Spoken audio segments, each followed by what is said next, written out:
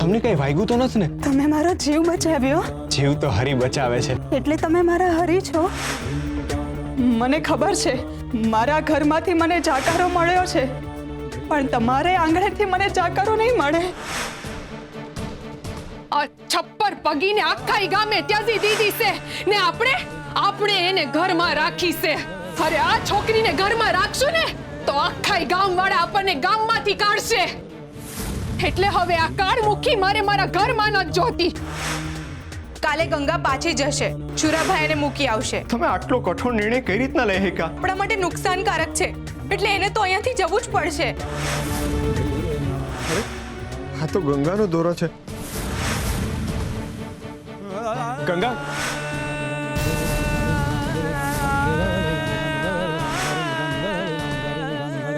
યુવરાજે મારી લાજ લૂંટી છે.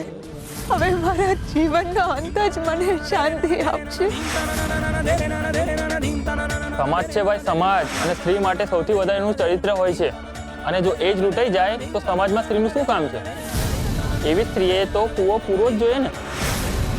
અરે આ છોકરીને ઘરમાં રાખશું ને તો આખા ગામવાળા આપણને ગામમાંથી કાઢશે. ચિંતા ન કરી.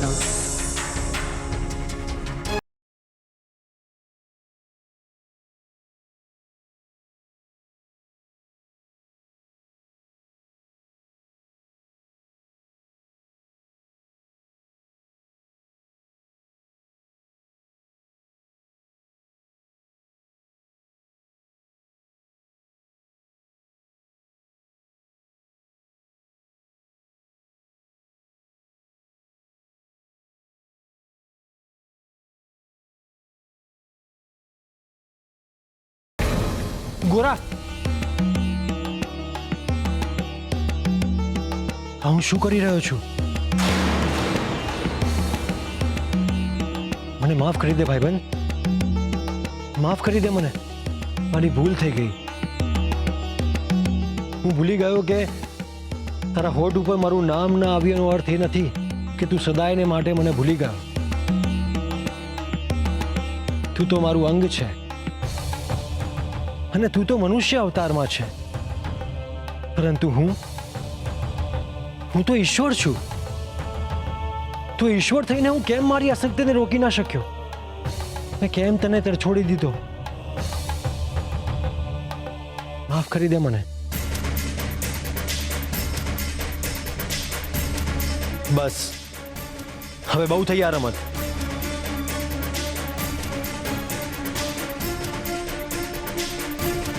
રૂકમણી, હું જાણું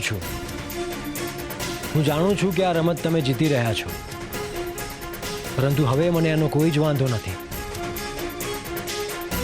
હવે બહુ થઈ આ રમત. હું મારા ભાઈબંધને આ સ્થિતિમાં નથી જોઈ શકતો, એટલે મારા ભાઈબંધની રક્ષા કરવા માટે હું મારી હાર સ્વીકારું છું.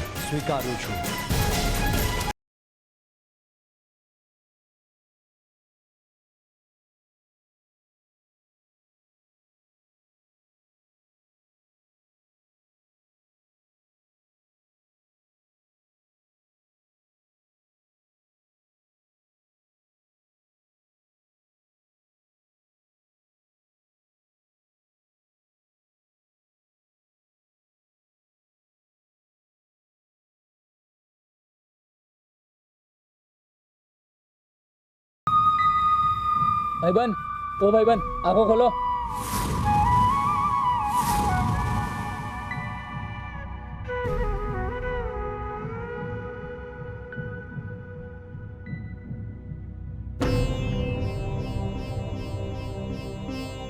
ઉઠ ભાઈ.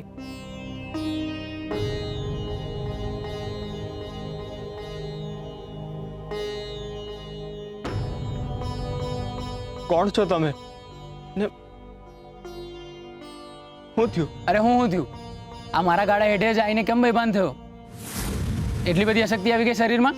સવારનું કંઈ ખાધું પીધું નથી? માફ કરજો ભા, મને નથી ખબર કે આવું કેમનું થયું. અરે હું માફ કરજો, આ થોડી ચૂક થઈ ગઈ હોત તો તમારા રામ રમી ગયા હોત. અમારા ગાડાના પૈડા તમારા પરથી પસાર થઈ ગયા હોત તું તો મરી જાત, પણ મારા શાંતાનું શું? એ તો ડરી ગયો હોત ને. શાંતા? કોણ શાંતા? અમારું ગાડું, બીજું કોણ? આટલી નથી ખબર? માફ કરજો ભા, હું તમને પહેલી વાર મળ્યો તો ક્યાંથી ખબર હોય? બસ હવે બા, આમ જુવાન જોત માણસ થઈને આવો માર્ગ વચ્ચે બેભાન થઈ જાઓ છો, તો સારું લાગે? હે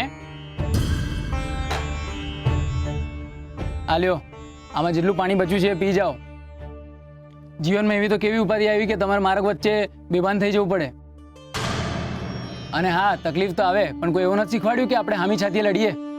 જે પણ તકલીફ આવે ને એના પાછળ એનું સમાધાન આવતું જ હોય છે. ભગવાને રણ પ્રદેશ બનાવ્યો, પણ એ એટલા માટે બનાવ્યો છે કારણ કે આપણને પાણીની કિંમત સમજાય. સમજ્યો? આજકાલના માણસોને તો એમ જ છે કે જીવનમાં સુખ જ જોઈએ, સુખનો વરસાદ જોઈએ, અને દુઃખનું એક ટીપું આવે તો આપણને ના હાલે. હાલ હવે મારું મોઢું ના જો, ઝટ પાણી પીવા માંડ, એક ઘૂંટડો ના બચવો જોઈએ.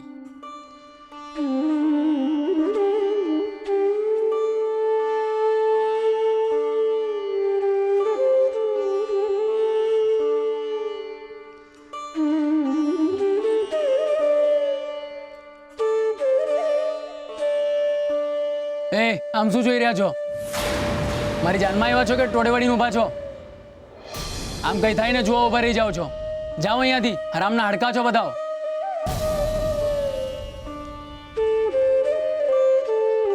અરે આમ આંખમાંથી ગંગા જમના કેમ વયા? શું થયું? તમારો પાડ મારું ને એટલો ઓછો છે. તમારી વાત સાચી કે હવારના તડકા વિના રાતની શીતળતા કેમ માળવા મળે. આ આંધી મોકાળમાં હું આ વાત ભૂલી જ ગયો.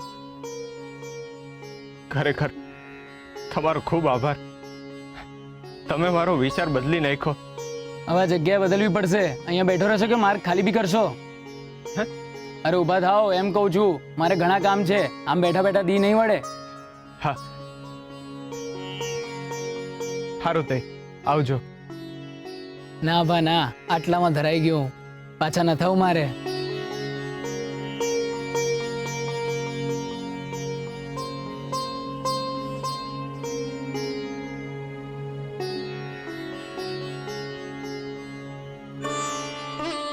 કેટલો હારા માણા હતો, પણ હું એ શું કરું છું?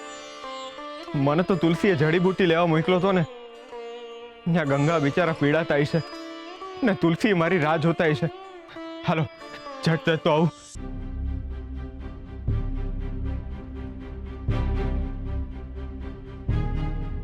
ક્યાં રહી ગયા હશે ભગત? કેમ આટલી બધી વાર લગાડી એમણે? લાગે છે રસ્તામાં જ ક્યાંક અટવાઈ ગયા હશે. કોઈ મળી તો નહીં ગયું હોય? ક્યાંક વાતે તો નહીં વળગી ગયા હોય ને?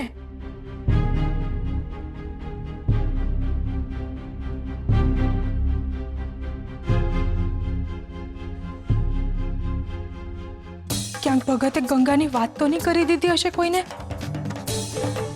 ના ના, એમ તો ભગત કોઈને વાત ન કરે, પણ એ મનના બહુ ભોળા છે. ક્યાંક વાત કરી દીધી તો બહુ મોટી મુસીબત આવી પડશે. કેમ આટલી બધી વાર લાગી હશે આમને? લ્યો, ભગત આવી ગયા બેન. માફ કરજો, આવમાં થોડું મોડું થઈ ગયું. કેમ મોડું થયું? ક્યાં રોકાયા હતા? ક્યાંય નહોતો રોકાયો. હું તો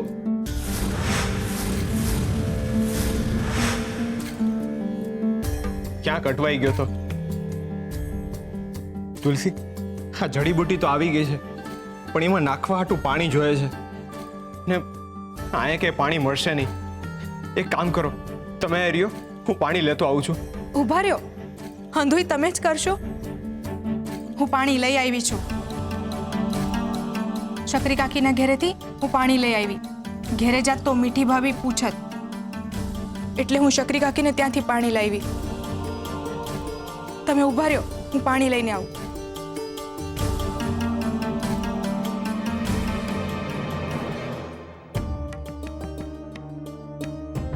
ગંગા, તમે જરાય ચિંતા ન કરતા. આ જડીબુટ્ટી છે ને એકદમ અક્ષીર છે, આને લગાવતાની હારે તમને રાહત થાય. ને તમારી પીડા હમી જાય. હાલો પાણી.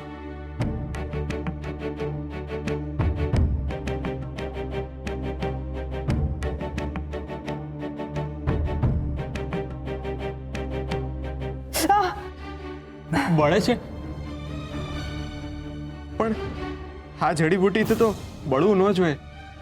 એક કામ કરો, હું થોડું વધારે લેપ લગાવું.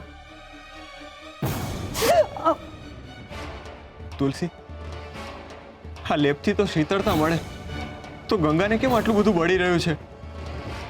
તુલસીબેન, મને ખબર છે આ લેપથી કેમ મને બળી રહ્યું છે. કેમ? એનું કારણ છે કે ગોરા ભગતે બહુ મોટું પાપ કર્યું છે.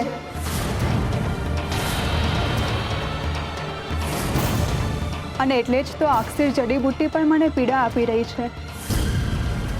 પાપ અને ભગત? પાપ? કયું પાપ ગંગા? કેમ, તમને યાદ નથી? પણ તમે મને કહો તો ખરા કે હું ભૂલી ગયો છું. હા ગંગા, શું ભૂલી ગયા ભગત, એ તો કયો.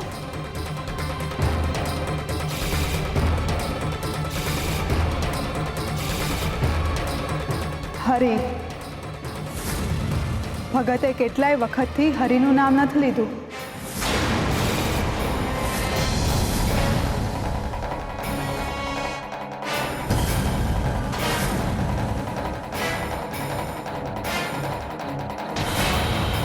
ભગત, જેના વગર તમે જીવી નહોતા શકતા, તમે એને જ ભૂલી ગયા છો. જેનું નામ તમારા હોઠ ઉપર સતત રમતું હતું, એ જ ખોવાઈ ગયું છે. જેમ દરિયામાં અટવાયેલો મરજીવો એની શીતળતાને ભૂલીને એને પાર કરવાની પળોજણમાં લાગી જાય, એમ જ તમે હરીને ભૂલીને સંસારની પળોજણમાં લાગી ગયા છો. હરી તો ટાઢક છે ને તમે એનું નામ લીધા વગર જ લેપ લગાડશો તો બળશે તો ખરું ને.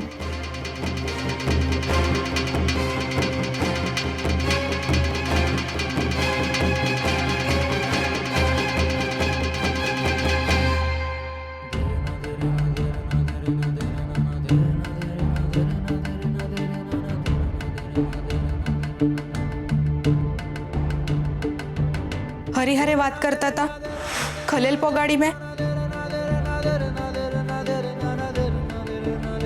કેટલું સારું કહેવાય નહીં, કેટલી સહેલાઈથી તમે હરિહારે વાત કરી શકો છો.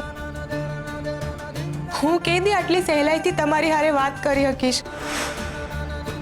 નક્કી કરો ગોરાબા કે તમે આ પારકી છોકરીનો સાથ આપશો કે પછી પોતાની સગર્ભા ભાભીનો.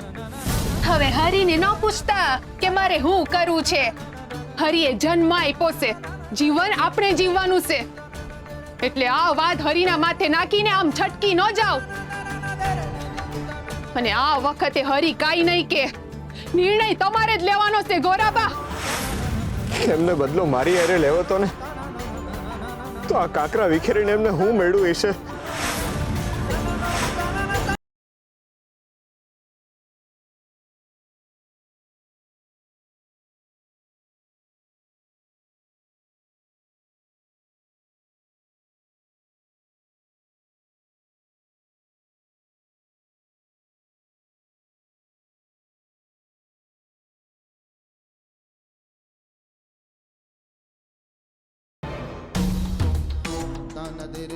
હે હરી,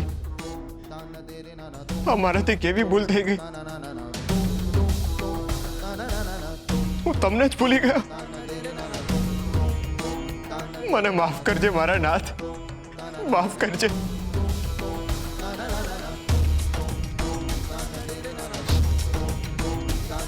આ તો મારા ધ્યાનમાં ન આવ્યું ભગત, પણ સાચી વાત છે. મેં તમને કેટલાય વખતથી હરે કૃષ્ણ બોલતા ન સાંભળ્યા ભગત. ખરેખર આ બહુ મોટી ભૂલ છે. હા, હું થઈ ગયું ભાઈબંધ.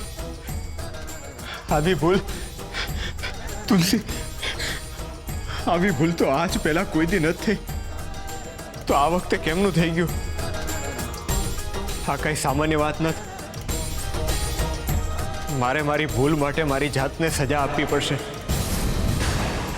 હું મારા ભાઈબંધને કેમ યાદ ન કરી શક્યો? તમારી જાતને સજા? હા, બહુ કપરી સજા. આ હું બોલો છો ભગત? તમે હરિનું નામ ભૂલ્યા છો, પણ હરિનું કામ તો કર્યું જ છે ને. ને તમે જે સેવા કરો છો એ તો હરિનું જ કામ છે. જો તમે હરિનું નામ લીધું હોત અને કોઈની મદદ ન કરી હોત તો એ તો એનાથી એ મોટું પાપ ગણાય ને. હરિનું કામ મારે હરિને હારે રાખીને કરવું જોઈતું હતું. હું હરિને ભૂલ્યો, એ મારો વાંક છે.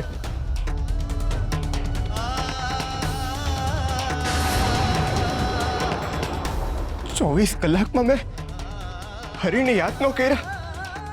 હું પ્રણ લઉં છું કે 24 દિવસ સુધી અન્ન જળનો ત્યાગ કરીશ.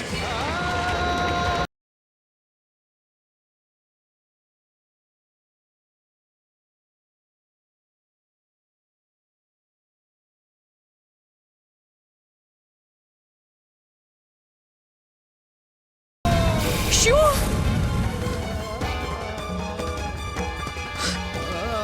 ભગત, તમે 24 દિવસ સુધી અન્ન જળ ગ્રહણ નહીં કરો? હા,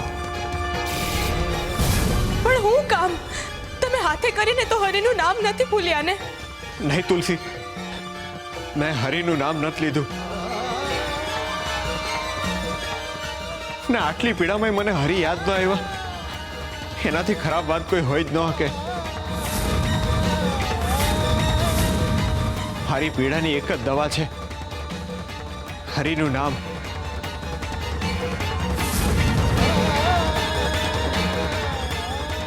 એકવાર આંખ બંધ કરીને સાચા ભાવથી હરિનું નામ લેવાનું છે.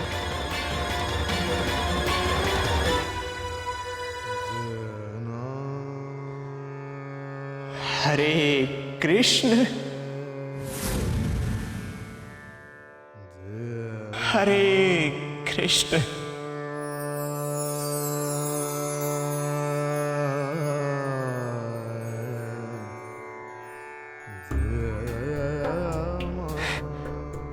વાહ, જેનું નામ માત્ર લેવાથી આટલી શાંતિ મળતી હોય, એનું અશાંતિમાં નામ ન લે હેકો. ગંગા, તમારો ખૂબ ખૂબ આભાર. તમે મને મારા હરિની યાદ અપાવી. ના ના, એમાં તો મારું સૌભાગ્ય કહેવાય કે મારા થકી તમને હરિ હુજ્યા. પણ ભગત, 24 દિવસ સુધી તમે અન્ન જળ ગ્રહણ નહીં કરો તો શરીર સાથ નહીં આપે. હરિ છે ને, ही साथ आपसे. પણ ભગત, શરીરમાં ઊર્જા ક્યાંથી આવશે? ભજન.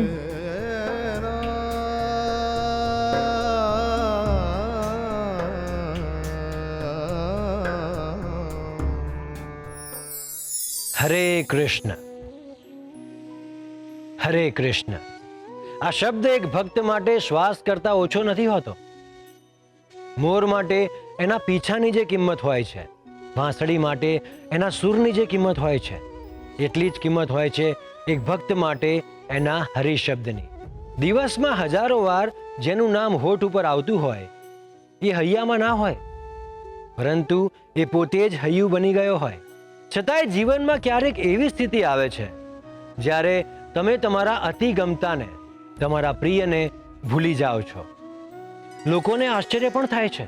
ક્યારેક અંગત પાત્ર હોઠ ઉપરથી હટી જાય છે, પરંતુ એવે સમયે એ સદાયને માટે હૈયામાં વસી જાય છે.